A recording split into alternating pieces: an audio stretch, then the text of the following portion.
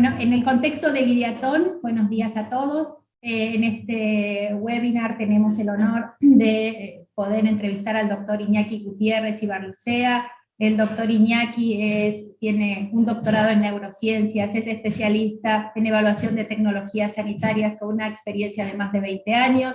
Actualmente es director de innovación de la Fundación para la Investigación e Innovación Sanitaria del País Vasco, y bueno, tiene un extensísimo currículum, así que y una experiencia en todos estos temas que nos va a ser de mucha ayuda para pensar nuestros problemas.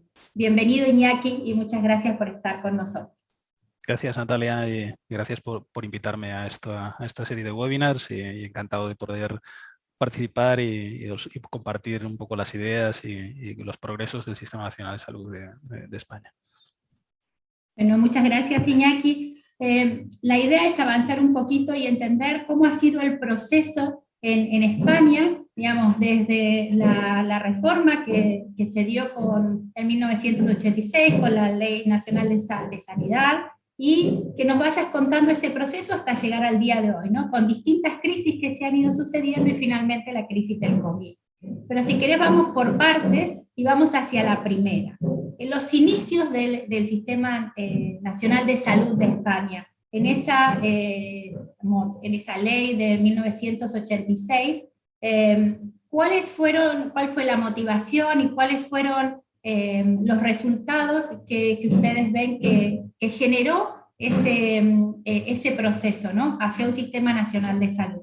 Y te lo pregunto porque en Argentina, digamos, tenemos un sistema de salud segmentado, fragmentado, y estamos pensando en ir, o se está ya desde hace muchos años, hacia una mayor integración de ese sistema. Entonces, en esta línea, ¿cuáles pueden ser, digamos, los desafíos, las barreras y algunos aspectos que vos consideres del sistema de salud español que nos pueden también ayudar a nosotros a pensar el nuestro? Bueno, la pregunta las tiene, como solemos decir por aquí. La primera es que, bueno, tenemos un sistema de salud que no es tan viejo o tan mayor, ¿no? Porque de hecho la Constitución española, que se generó en 1978, bueno, establecía en el artículo 43, yo creo que como casi todas las constituciones del mundo, el derecho a la protección de la salud y la atención sanitaria de todos los ciudadanos. Esto se reguló por una serie de acciones que permitían hacer efectivo el derecho a la protección de la salud, y que se recogían en el conjunto de normas que tú has referido de la Ley General de Sanidad de 1986. Pero además de la Ley General de Sanidad del 86, hubo varias leyes que acompañaron en años sucesivos. Por una parte, la Ley de Cohesión y Calidad del Sistema Nacional de Salud, que establecía un poco las normas de acceso a la cartera de servicios común del Sistema Nacional, y esta fue en 2003. La Ley de Garantías y Uso Racional del Medicamento, que fue una ley de 2006, o sea, estamos hablando de hace nada más 15 años. Y la Ley General de Salud Pública del 2011 y finalmente el Real Decreto Ley de Medidas Urgentes para la Sostenibilidad del Sistema Nacional de Salud, que se generaron para mejorar la calidad y la seguridad, y esto fue después de la crisis del 2010, esto fue en el 2012.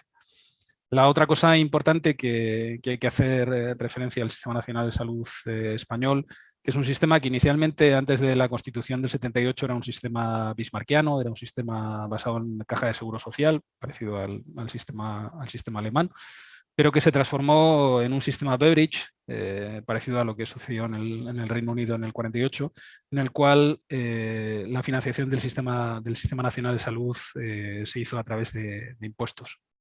La razón que subyacía en generarlo a partir de impuestos y no en caja de seguro social, es decir, que el trabajador que trabajaba y su familia recibía las prestaciones precisamente por esa cuota del trabajo, era porque los principios y los criterios que permitían el ejercicio de los derechos que se establecían en la Constitución española, en principio lo que se quería era que hubiera una financiación pública, universal y gratuita de los servicios sanitarios en el momento del uso. La otra era que hubiera derechos y deberes definidos para los ciudadanos y para los poderes públicos, una descentralización del sistema. Hay que recordar que a partir de los años 80 hubo una descentralización del sistema nacional, y ahí, bueno, fuimos a un sistema que no es federal de voz, pero es federal de facto, porque en realidad estamos hablando de 17 comunidades autónomas y 2 ciudades autónomas, que son la ciudad de Ceuta y Melilla, y tenemos 17 sistemas autonómicos de salud. La otra era que había una prestación de una atención integral de la salud, y cuando decimos atención integral de la salud, tanto atención primaria como atención especializada, de financiación totalmente pública e integrada en los servicios, es decir, los servicios de atención primaria y los servicios de atención especializada estaban coordinados y bajo un mismo prisma.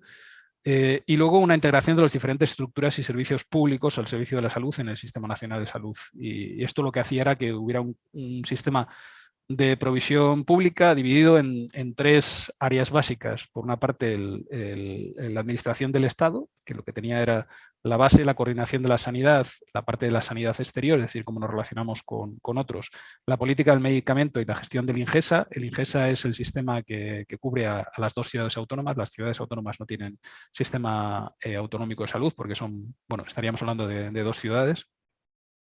Las comunidades autónomas que hacen la parte de la planificación sanitaria, la parte de salud pública y la parte de gestión de servicios de salud. Y luego estarían las corporaciones locales que se ocupan de lo que llamaríamos la salubridad y la colaboración en la gestión de los servicios públicos. Esto conforma un sistema que es bastante cohesionado, con una provisión de servicios cercana al ciudadano, de tal manera que los diferentes servicios se hacen en función de las características de la población a la cual está de referencia, y que ese sistema, los sistemas autonómicos, además luego tienen subdivisiones en lo que llamamos zonas de salud. Y esas zonas de salud además tendrían un componente doble, un componente de provisión comunitaria, de atención comunitaria, y un componente de provisión de atención especializada. Y normalmente a cada zona de salud le correspondería un hospital de referencia, que es el que provee. Y luego la otra característica fundamental después de 1986 fue que la financiación era autonómica, es decir, que las autonomías tienen plenos poderes para utilizar su presupuesto como gusten, pero la otra es que se decidió generar un sistema nacional de salud cohesionado, en el sentido de que las prestaciones públicas comunes eran igual para toda la ciudadanía, de tal manera que a nivel del Estado Nacional y el Sistema Nacional de Salud hay unas prestaciones comunes. Cualquier ciudadano que viva en cualquier punto de España, y cuando digo viva, no tiene por qué ser nacional del Estado español, sino que cualquier extranjero puede recibir esa prestación pública, recibe la prestación, lo que llamaríamos las prestaciones comunes. Luego hablaríamos de lo que es la cartera servicios común y la cartera servicios suplementaria y la complementaria. Muchas gracias, Iñaki, muy claro. Entonces, uno también de los principales desafíos que han tenido es, digamos, el trabajo, la coordinación entre estas 17 comunidades autónomas para avanzar, ¿no?, en eficiencia y en equidad en la provisión de servicios, ¿no? Y el acceso universal a todos los que habitan el territorio. ¿Cómo han ido sorteando estas principales barreras que pudieran haber surgido en este proceso en camino hacia principalmente la equidad, ¿no? La primera, generando lo que llaman el Consejo Interterritorial de Salud.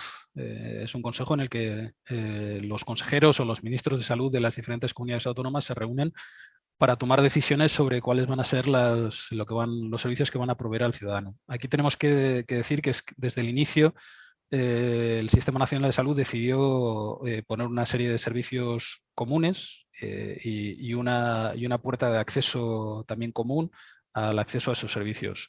Se decidió desde el inicio que, por ejemplo, la prestación ortoprotésica y la prestación óptica, no la oftalmológica, pero si la óptica, no fueran previstas o provistas dentro del Sistema Nacional de Salud. El resto de prestaciones, incluida la ortoprotésica, sí, o sea, es decir, la provisión farmacológica, la hospitalaria, la comunitaria, etcétera, etcétera, se incluían dentro de las prestaciones. La otra era que se dotó lo que llamaríamos una cartera de prestaciones única. ¿Qué quiere decir una cartera de prestaciones única? Que todo ciudadano podía acceder a una serie de prestaciones independientemente del lugar en el que se ubicara. Y esa era lo que llamamos cartera de servicios común del Sistema Nacional de Salud. Luego, fuera parte, cada una de las autonomías tienen capacidades para hacer lo que llamamos, poder hacer lo que llama una cartera de servicios complementaria. Es decir, algunas comunidades, si se quieren dotar de algunas prestaciones que otras comunidades no las tienen y quieren avanzar, pues como ellos son capaces de tener su financiación propia, lo podían realizar. Y luego la otra cosa que también fue fundamental fue la generación, y eso fue la Ley de Garantías y Uso Racional del Medicamento, en la cual se establecían las características para el acceso a los medicamentos, el establecimiento de precios y las formas en las cuales se iban a establecer el valor. Existe un retail price, es decir, existe un precio único del medicamento a nivel estatal, fuera parte que luego a nivel hospitalario o a nivel de las comunidades autónomas, las comunidades pueden negociar con el proveedor de servicios, pero existe un precio único público determinado por la regulación sobre la base del valor y finalmente adoptado por el Consejo Interterritorial de Salud, es decir, la reunión de los ministros de salud de las diferentes comunidades autónomas. Y luego sí que es cierto bueno, que hay una diferencia en cuanto a Producto Interior Bruto de las diferentes comunidades. Pues hay algunas comunidades que son, vamos a decir, más ricas que otras, lo mismo que supongo que pasará con las provincias en Argentina, que hay provincias más ricas y provincias que tienen menos capacidad económica, pero sin embargo esa cartera de servicios común la tienen que financiar todos. Eso es una.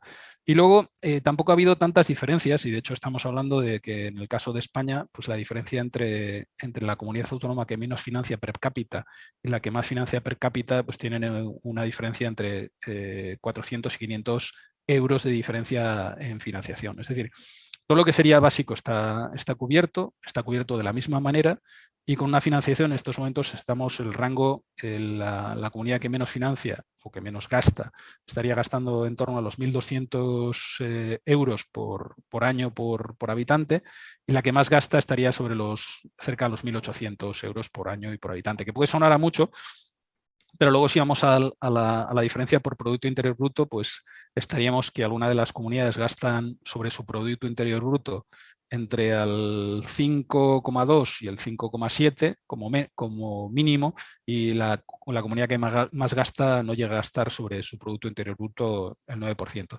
También hay que decir que la mayor parte de comunidades sobre el presupuesto autonómico público destinan a salud, las dos porciones que más destinan en cuanto a financiación son, por un lado, educación y por el otro lado, salud.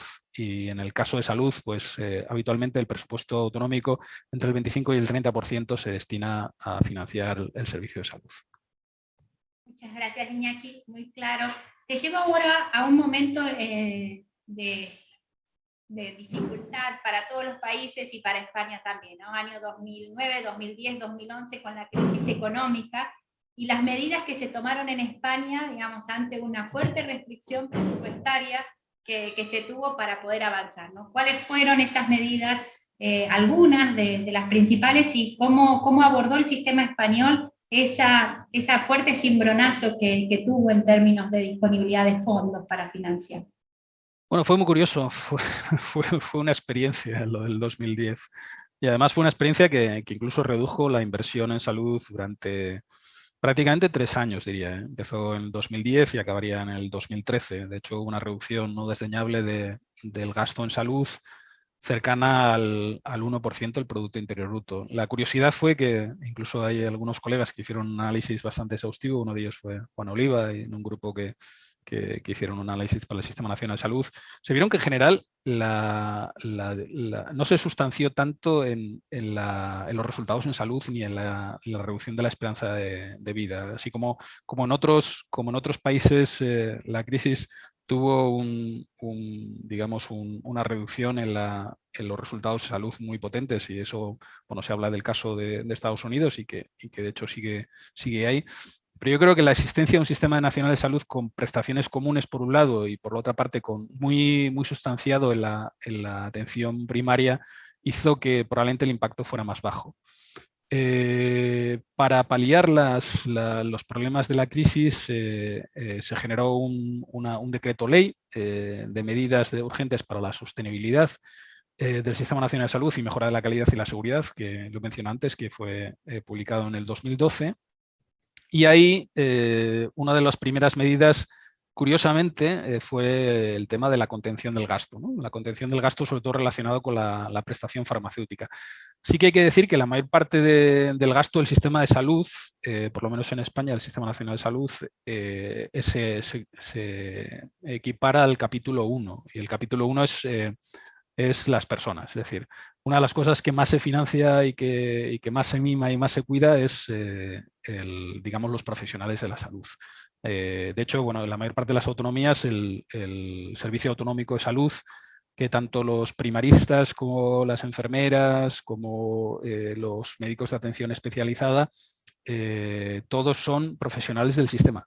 Son profesionales públicos. No vamos a decir funcionarios porque no tienen la figura de funcionarios, pero tienen la figura de estatutarios. Es decir, son profesionales de lo público. Y eso ayudó a combatir digamos, los problemas que existían de financiación. Hubo una congelación de salarios y eso afectó a todos los profesionales públicos, pero especialmente a los profesionales de la salud. Hubo un periodo en el cual los salarios se congelaron, del 2010 al 2013. Hubo una contención del gasto farmacéutico y hubo una contención de las medidas regulatorias y la determinación de la evaluación muchísimo más clara del valor de lo que aportaban las diferentes tecnologías que se incorporaban al sistema de salud. Hubo un reforzamiento del papel de la evaluación de tecnologías sanitarias, y podríamos hablar un poquito más en otro punto, pero se generó que para entrar en la cartera común de servicios del Sistema Nacional de Salud hubiera que tener una evaluación tanto del fármaco como dispositivos médicos como diagnósticos para considerarse común. Y en el caso de las complementarias, cada una de las autonomías se dotaban también de una capacidad de evaluación añadida. Se intentó mejorar el rendimiento y la productividad de los recursos humanos. Inicialmente hubo una congelación, pero después hubo una reestructuración que también lo podríamos hablar.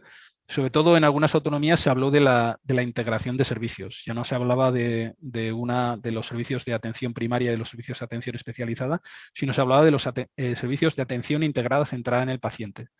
De tal manera que el gerente de un área de salud o el gerente de lo que llamaríamos una organización integrada de servicios era el gerente de la parte de primaria y de la parte de comunitaria y de la parte de especializada. Incluso en algunos casos había una interrelación con los servicios sociosanitarios. Se intentó incrementar el copago en farmacia y bueno, se añadió una cosa que tuvo un efecto nimio, que era el añadir que la gente cuando accediera a por las recetas de farmacia tuviera que pagar un euro. Pero bueno, la verdad es que en la financiación tuvo un efecto muy bajo. Desarrollar también un modelo de atención a pacientes con enfermedades crónicas, es decir, se hizo un seguimiento de los pacientes crónicos para que estuvieran estables y que tuvieran menos impacto en los servicios de especializada, porque un paciente crónico, al final que está estable, pues no necesita, necesita la medicación para mantenimiento, pero sí está suficientemente mantenido, y ahí hubo un seguimiento bastante importante por parte de los profesionales de atención primaria y la enfermería comunitaria, que para conseguir que los pacientes siguieran la prescripción, se eliminaran las prescripciones cruzadas, y eso redundó en que una utilización menor de los servicios sanitarios hospitalarios. Un desarrollo del espacio sociosanitario alternativo a la hospitalización para reducir también el impacto sobre la hospitalización. Intentar invertir en prevención y mejora de la salud, y eso fue hubo varias medidas relacionadas con la prevención y la salud pública. Se generalizaron los sistemas de cribado poblacionales. En estos momentos estamos hablando de que tenemos 5 sistemas de cribado poblacionales: cáncer de mama, cáncer colorectal, cáncer de mama con una participación en la mayor parte de los programas autonómicos de más del 80%, cáncer de colon y recto con una participación en muchas autonomías de más del 70%, obviamente malformaciones congénitas, estamos hablando de los sistemas de detección de enfermedades raras tempranos. Se hizo una inversión bastante alta en prevención. La otra era generalizar los servicios compartidos entre proveedores asistenciales, y en la mayor parte de los casos lo que se tendió es, en vez de hacer una compra por parte de cada uno de los hospitales, la mayor parte de las autonomías centralizaron la compra, de tal manera que se eficientó, por un lado, la compra sanitaria.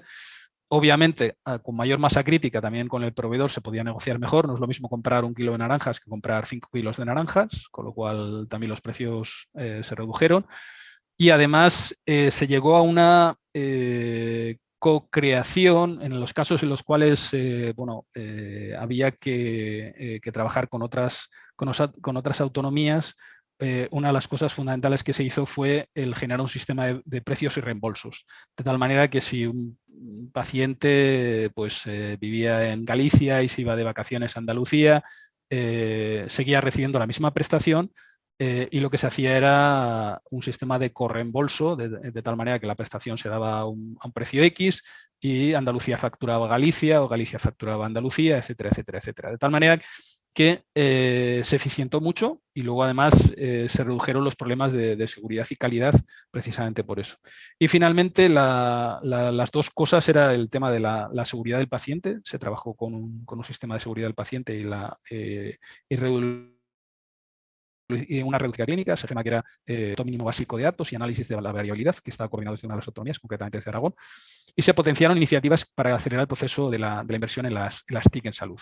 Y ahí, bueno, se trabajó mucho en una historia electrónica común. Y bueno, yo creo que ese es un poco el cúmulo de medidas que se adoptaron y que bueno, consiguieron que en el 2014, bueno, con el cambio de la crisis, pudieran los profesionales sanitarios recuperar partes del poder adquisitivo que habían perdido durante el periodo de crisis.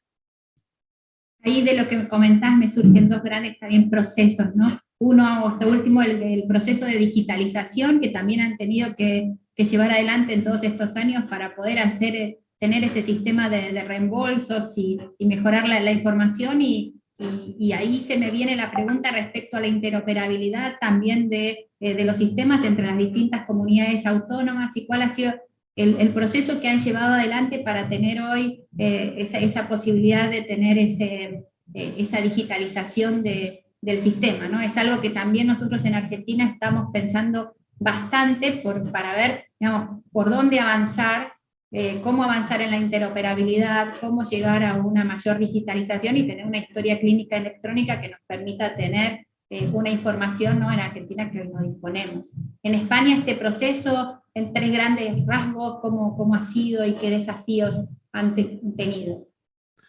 Bueno, el desafío era tener 17, bueno, o 19 sistemas de salud, ¿no? Y encima en algunos de ellos con varios proveedores, que todavía no está resuelto. Por ejemplo, hay autonomías como Cataluña, que son autonomías potentes, que tienen, en el caso de primaria, pues varios proveedores de primaria y todos públicos. Y en la parte hospitalaria, pues varios proveedores, tanto públicos como privados, en una proporción 70-30. Sí que es cierto que no es el paradigma habitual el tener tanta provisión privada, ¿no? O sea, la mayor parte de las autonomías, el 90% de la provisión se realiza por hospitales o, bueno, áreas de salud públicas. Pero en cuanto a la digitalización, la primera que se inició fue, bueno, todos los sistemas tenían su sistema de historia clínica digital, y de hecho yo creo que estamos hablando del 2010, casi todas, si no todas las autonomías tenían ya una historia clínica digital. No vamos a decir suficientemente interoperable, pero sí una historia clínica digital, o al menos una compleción de una historia clínica, vamos a decir, electrónica, más que digital, la llamaríamos electrónica. Se hizo una apuesta por la cohesión del Sistema Nacional de Salud, se hizo una apuesta por tener un conjunto mínimo básico de datos que se llama el CMBD, en el cual todas las autonomías y todos los proveedores de servicios utilizaban el mismo nomenclator, ¿no? Y eso fue un salto cualitativo. Y esos datos se recogían a nivel autonómico y se revertían a nivel del Sistema Nacional de Salud, es decir, se revertían al Ministerio, y el Ministerio es el que hacía la explotación del CMBD, del conjunto mínimo básico de datos.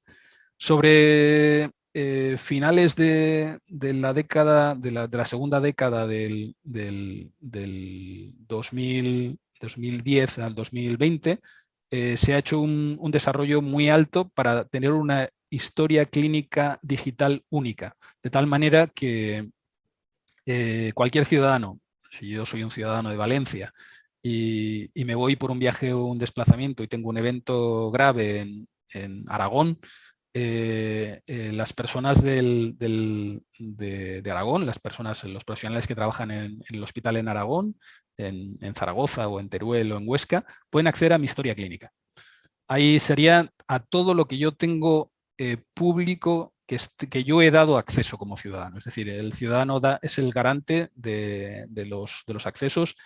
Además, se sigue muy a las claras la GDPR o la ley Orgánica de Protección de Datos, de tal manera que es el ciudadano el que garantiza el acceso a esos datos. Y solo acceden a los datos que el ciudadano quiere que se acceda. Pero sí que es cierto que en estos momentos, como decía, pues un médico del sistema público en Cataluña puede acceder a los datos de una persona en Galicia. A la mayor parte de los datos que se conforman pues, relacionados con patologías, medicaciones, últimos diagnósticos, incluso si el paciente da acceso, existen en la mayor parte de las autonomías lo que llamamos una carpeta de salud, que es la que, además de los datos que tiene el sistema sobre nosotros podemos añadir datos de más. Es decir, si yo he recibido una vacuna fuera del sistema, o si yo, imaginémonos por sanidad exterior, yo he recibido la vacuna de la fiebre amarilla, pero eso no está registrado dentro del sistema autonómico, lo puedo registrar en la carpeta salud y yo le puedo dar acceso al sistema y a los sistemas a que accedan a esas carpetas de salud. Y en estos momentos podemos decir que simplemente con la tarjeta de identificación sanitaria, es una TIS común, cada uno de los sistemas autonómicos tiene una tarjeta de identificación sanitaria y cada ciudadano va incorporado con una única TIS, una tarjeta de identificación sanitaria, que idealmente hubiera sido de interés que hubieran sido los documentos nacionales de identidad, pero sí que es cierto que eso no se ha llegado. Pero sí que es con ese salvaguarda se pueden acceder de manera común. Y luego la interoperabilidad, pues sí que inicialmente hubo problemas de interoperabilidad, sobre todo porque cada uno utilizaba su sistema propio. Sí que es cierto que algunos sistemas que fuimos pioneros, pues el caso del País Vasco, nosotros fuimos pioneros en la generación de la historia clínica electrónica, pues muchos de ellos adoptaron lo que nosotros habíamos hecho, es decir, copiaron el sistema, con lo cual pues luego nosotros poco tuvimos que hacer, ¿no? Pero en otros casos pues sí que hubo que trabajar algo en interoperabilidad, pero se ha trabajado mucho en la utilización de nomenclators y de clasificaciones internacionales. En estos momentos estamos ya implementada en todo el Sistema Nacional de Salud el CIE 9, el CIE 10 también. En estos momentos algunas autonomías están intentando ir al CIE 11 de clasificación de enfermedades. Todas las autonomías tienen un sistema de DRGs o de GRDs, de grupos relacionados con el diagnóstico, y se está mirando ahora la implementación de otra serie de nomenclators internacionales que facilitan la interoperabilidad.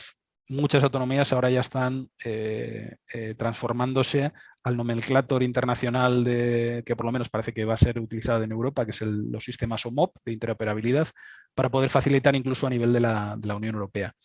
Y eso a nivel de la Unión Europea, aunque todavía no hay una interrelación de las historias clínicas, sí que se ha avanzado bastante con la tarjeta europea de salud que permite por lo menos el movimiento de todos los ciudadanos de la Unión Europea a nivel de toda la Unión.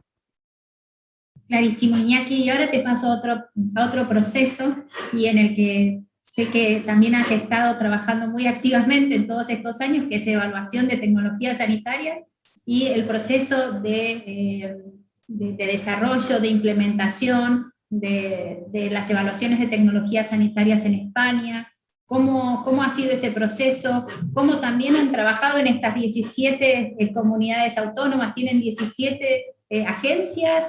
¿Cómo coordinan esas agencias? ¿Cómo ha sido todo ese proceso y la puesta en común y el acuerdo, ¿no?, de los criterios para hacer una priorización explícita y avanzar en este sentido? Bueno, la primera que tenemos que decir es que somos, como Sistema Nacional de Salud, somos privilegiados. A la gente parece que ahora, si no existiera NICE, no existiría nada en el mundo en cuanto a evaluación de tecnologías sanitarias, ¿no? Se habla mucho de NICE. Pero antes de que NICE se fundara en 2001, en España había cinco agencias autonómicas ya. La cuarta agencia en general en el mundo fue una agencia en Cataluña, la quinta fue una agencia en el País Vasco, la octava fue la agencia del Carlos III, me parece que la novena o la décima la agencia de Andalucía y la 12 o la 13 la agencia de Galicia, ¿no? Entonces, partíamos de agencias bastante maduras, ¿no? O sea, estamos hablando de la agencia en la que yo empecé a trabajar en el 2000, tenía un track desde 1992. O sea, estamos hablando ya de 8 años de experiencia e incluso siendo líderes a nivel internacional en la conformación, en la fundación de organizaciones a nivel internacional. La agencia en la que yo he estado trabajando hasta el 2019 y que en estos momentos coordino como responsable, fue fundadora de INATA, de la Red Internacional de Agencias, de la Red de Identificación de Nuevas Tecnologías Euroscan o de la Sociedad Internacional HTI. Y eso pasó prácticamente a casi todas las agencias españolas en las cuales, bueno, o bien fueron fundadoras o bien se unieron desde los inicios. La segunda es muy buena sintonía entre los profesionales. O sea, yo cuando empecé a trabajar en el 2000, prácticamente nos conocíamos todos. Y aunque no existía un plan común de evaluación, como luego surgió a partir de la Ley de Garantías y Uso Racional del Medicamento, la Ley de Cohesión y Calidad del Sistema Nacional de Salud en 2003 y en 2006, nos llevábamos muy bien. ¿Qué quiere decir que nos llevábamos muy bien? Que éramos muy pocos. A nivel de cada una de las agencias, pues en el caso nuestro pues éramos menos de 10, similar en Galicia o en Andalucía, Cataluña eran alguno más y todavía siguen siendo alguno más. Pero nos llevamos muy bien, ¿por qué? Porque teníamos que hacer las evaluaciones para nuestros servicios autonómicos y al final no llegábamos a todo con tan pocas personas. Entonces lo que teníamos que hacer era intentar optimizar. O sea que desde el inicio era lo que se utilizaba era lo que yo llamo radio Macuto o llamada de teléfono. Llamabas a Galicia y decías, ¿habéis evaluado esto? La segunda era que nos fiamos mucho de lo que hacían los otros. Yo creo que hubo una gran cohesión en saber qué es lo que otros hacían y cómo lo hacían, y en compartir metodología. Eso hizo que para el 2006 estuviéramos muy maduros en cuanto a que es cuando se generó la Ley de Garantías y Uso Racional del Medicamento y cuando se generó la Ley de Cohesión y Calidad, estábamos muy maduros en metodología y utilizábamos metodologías comunes y compartíamos mucha información. A partir del 2006 lo que se generó fue un plan común a nivel del Sistema Nacional de Salud, porque se dijo que la evaluación tenía que ser clave en la definición de las políticas de entrada de prestaciones en el Sistema Nacional de Salud. Y a partir del 2006 se generó un plan común de identificación. No todas las autonomías tienen una agencia de evaluación de tecnologías sanitarias, pero sí todas las autonomías pueden solicitar temas para evaluar. Pueden solicitar tecnologías que tienen que ser evaluadas y que pueden ser consideradas para el Sistema Nacional de Salud. En estos momentos contamos de las 17 autonomías, 8 agencias y 10 grupos de evaluación de tecnologías y en estos momentos un plan común. El plan común es todos los años, bueno, normalmente suele ser septiembre-octubre, todas las autonomías lanzan preguntas que ellos tienen, que tienen que ser respondidas por la evaluación. Esas preguntas son filtradas, aquellas que tienen un componente evaluativo frente a las que no tienen un componente evaluativo, son priorizadas por profesionales del Sistema Nacional de Salud y se define un plan anual. Ese plan anual recibe una financiación por parte del Ministerio que va a las comunidades autónomas, en estos casos a las agencias de evaluación, y cada agencia de evaluación tiene asignado entre 5 y 10 temas que tiene que evaluar a lo largo de un año. Y esos sirven después para hacer recomendaciones para el Sistema Nacional de Salud. ¿Qué es lo que hace? Pues que si somos 8 agencias y tenemos entre 5 y 10, antes suele ser una media de 7, tenemos unos entre 50 y 60 informes anuales. ¿Qué significa 50-60 informes anuales? Tenemos una potencia de producción más alta que la de NICE. Y luego además también se nos genera la capacidad de producción de guías de práctica clínica para el Sistema Nacional de Salud. Más o menos producimos unas 3-4 guías de práctica clínica para el Sistema Nacional de Salud que requieren la participación de las sociedades de profesionales del sistema y impactan directamente en la política de recomendaciones de lo que los profesionales van a utilizar como estándar de práctica en sus diferentes servicios autonómicos. Además de eso, tenemos un sistema de identificación de nuevas tecnologías que también es común, que no todas las agencias trabajamos. En estos momentos estamos trabajando 5. En Galicia, la agencia del Carlos III, Andalucía, País Vasco y Cataluña, tenemos un sistema de identificación común. Y luego tenemos un sistema también de desinversión, de identificación para la desinversión sanitaria. Es decir, para identificación de prestaciones sanitarias que pueden ser susceptibles de ser eliminadas de la cartera de prestaciones. Y eso lo coordina una agencia en Aragón, que es la agencia del Instituto Aragonés de Ciencias de Salud. Con lo cual, bueno, podemos decir que intentamos resolver los problemas como vinieron. Y luego la otra cosa es que aparte de la multiplicidad y la multiplicación de capacidades por la cohesión de todos los sistemas en un formato de red, con una financiación bastante baja, porque este año la financiación ha sido de 7,8 millones de euros. Estamos hablando de aproximadamente 100 y pico, no llegan a 200 profesionales trabajando en red. No llegamos a la fuerza o la capacidad de trabajo de NICE, porque tiene más de 500 trabajadores, pero sí somos muy eficientes porque producimos, yo diría, bueno, evidentemente por ratio de trabajador más y por número de informes bastante parecido. Pero luego, fuera parte, la otra característica es que además servimos a nuestros servicios autonómicos de salud. Es decir, servimos al Sistema Nacional de Salud para cartera común de servicios y servimos a nuestros sistemas autonómicos para lo que llaman cartera de servicios complementaria. Es decir, lo que financia nuestras autonomías excediendo lo común en el sistema. Creo que algo hacemos, ¿no? O sea, y además, como decía, de la parte de identificación de nuevas tecnologías, que lo hacemos cada 6 meses, informamos al sistema, haciendo aproximadamente 20 fichas de nuevas tecnologías cada 6 meses. La verdad que sí, hacen y mucho. Y ahora, para terminar, Iñaki, te llegó una nueva crisis, ¿no? Digamos, con todo, como no nos faltaban crisis, apareció el COVID-19 y ya ustedes, digamos, con todo lo que nos has contado, con este diseño del sistema, digamos, con estos anclajes que tuvieron, ¿cómo afrontaron la crisis del 2019 del COVID y cómo ves el sistema de salud español a partir de esto hacia el futuro, ¿no? Pues la afrontamos muy mal, como todos. Y además, de verdad, la afrontamos, la verdad es que muy, muy, muy mal. La primera fue descubrimos que la provisión de servicios era local, pero dependíamos muy altamente de la tecnología y la tecnología no se fabricaba en España y tampoco se fabricaba en Europa. La mayor parte de los proveedores de tecnología sí que radicaban en Europa, pero la producción de esa tecnología era en los países de Asia-Pacífico. Se cortó la logística con el confinamiento, una locura de compras. Yo la vi además muy directamente. De hecho, me tocó buscar mascarillas en China, respiradores.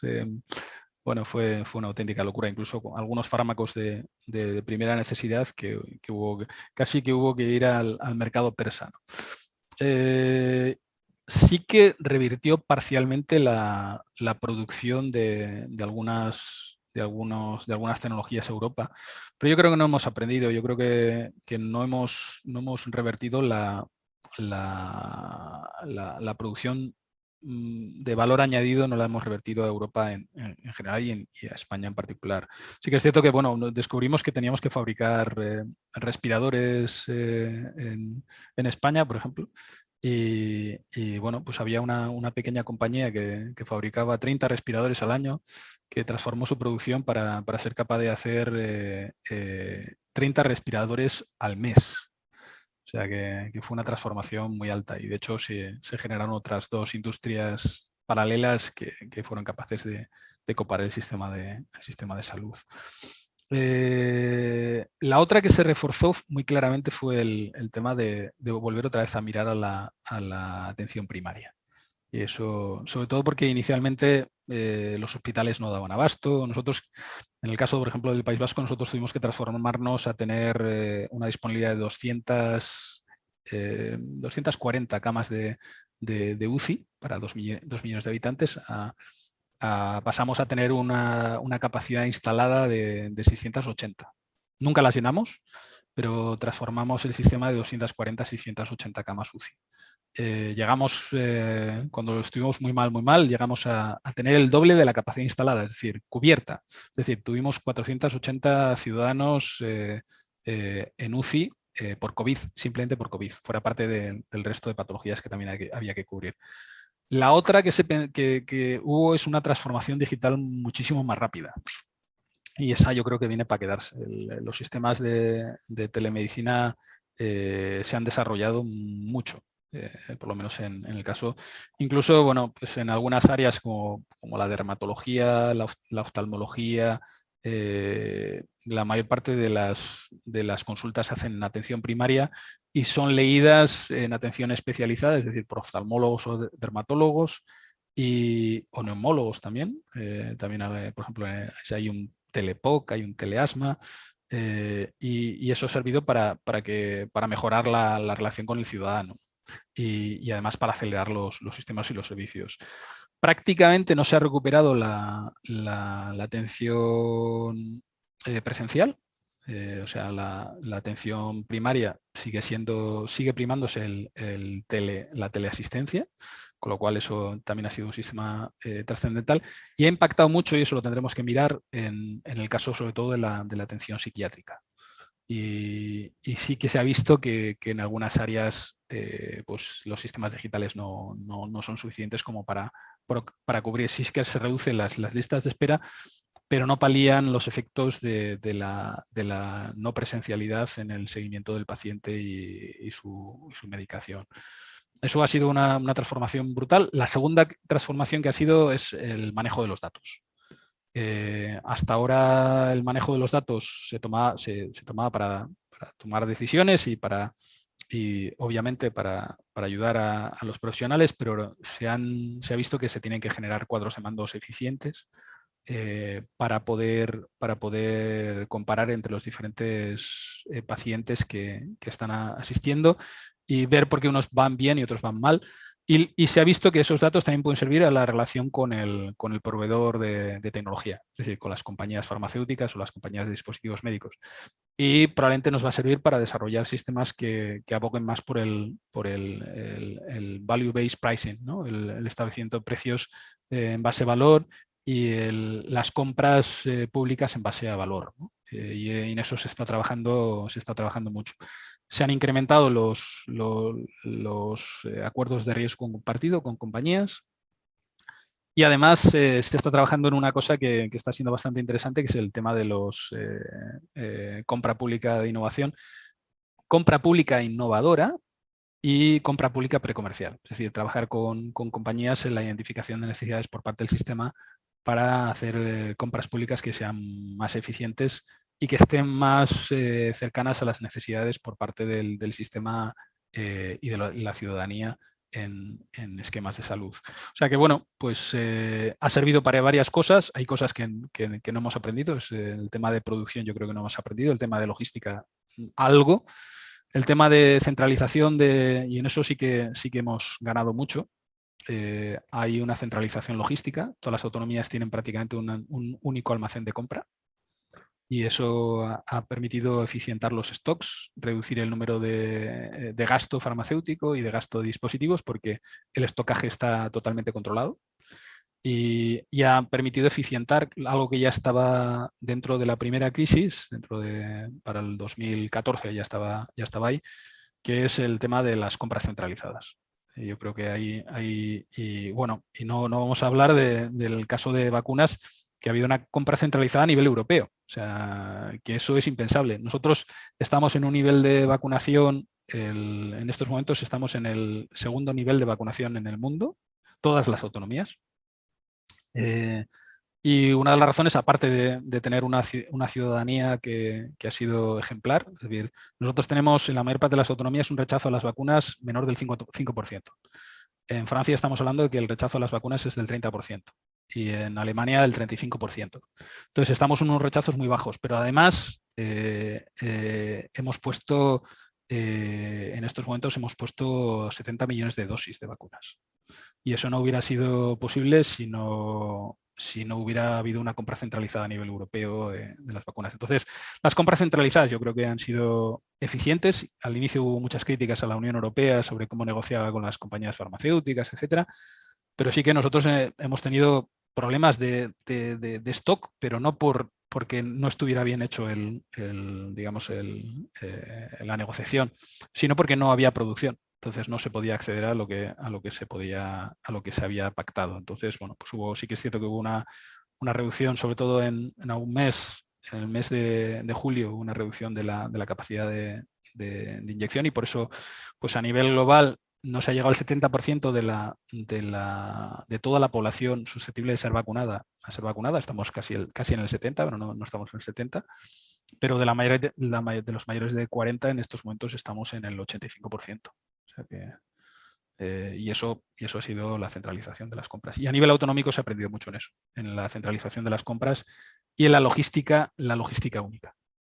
Bueno, Iñaki, hemos pasado a lo largo de la historia del sistema nacional español, digamos, las distintas crisis, las distintas medidas que fueron tomando, adecuándose, hemos visto los pilares en los cuales se centra el sistema. Te agradezco muchísimo la claridad de los conceptos, de toda la experiencia que nos has traído desde España, así que muchas gracias por tu tiempo, muchas gracias por tu tiempo. No, gracias a vosotros por la invitación y encantado de compartir mi experiencia y la información con todos y bueno, como bien decíamos al principio, no todas los tips o no todas las recomendaciones sirven para todos los sistemas, pero sí aquí hay prácticas comunes que nos pueden servir de ideas que nos ayuden a mejorar, ¿no? Y nosotros, no voy a decir que no tenemos envidia de algunos sistemas que lo han hecho fundamentalmente bien, ¿no? Y esos son los espejos en los que nos tenemos que mirar. Y muy agradecido y en cualquier caso, pues encantado de coger el trapo y para cualquier cosa que se me necesite, pues encantado de colaborar. Gracias, Iñaki. Gracias, Natalia. Nos vemos en el próximo webinar.